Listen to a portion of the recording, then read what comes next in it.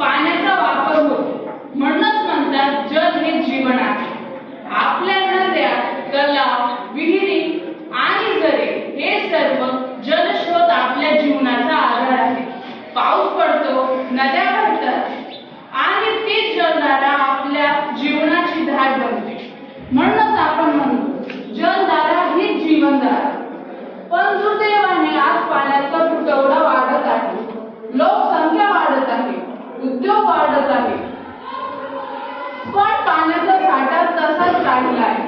आपण पाणी वाया घालवतो, नद्या आणि तलाव प्रदूषित करतो, कारखान्यांचे सांडपाणी थेट नद्यांमध्ये सोडले जाते, कचरा आणि प्लास्टिकमुळे स्वच्छ पाणी दूषित होते।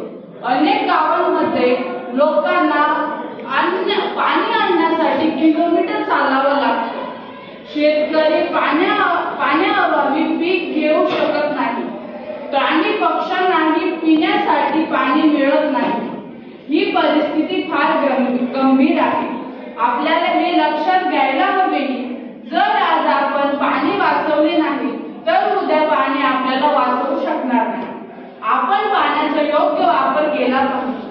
घरात नळ चालू ठेवू नका, टँक ओसडून देऊ नका, पावसाचे पाणी साठवून ठेवा, रेन वॉटर हार्वेस्टिंग वापरा, झाडे लावा, कारण झाडे पाणी धरून ठेवतात आणि भूजल वाढवतात। शाळा, घर, समाज सर्वांना मिळून पाणी वाचवण्याचा संकल्प करा। आपल्या प्रत्येक थेंबाचा योग्य वापर झाला तर भविष्यातील पिढ्यांना स्वच्छ आणि पुरेसं पाणी मिळेल।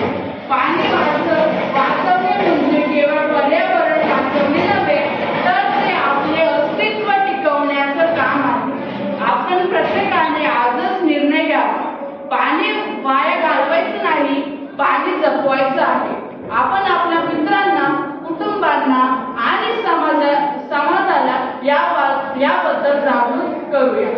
लक्षात ठेवा, थेंब थेंब पाण्यातून निर्माण होतो सागर, थेंब थेंब पाण्यातून निर्माण होतो सागर आणि त्या सागरातून निर्माण होते जीवन। म्हणून चला आपण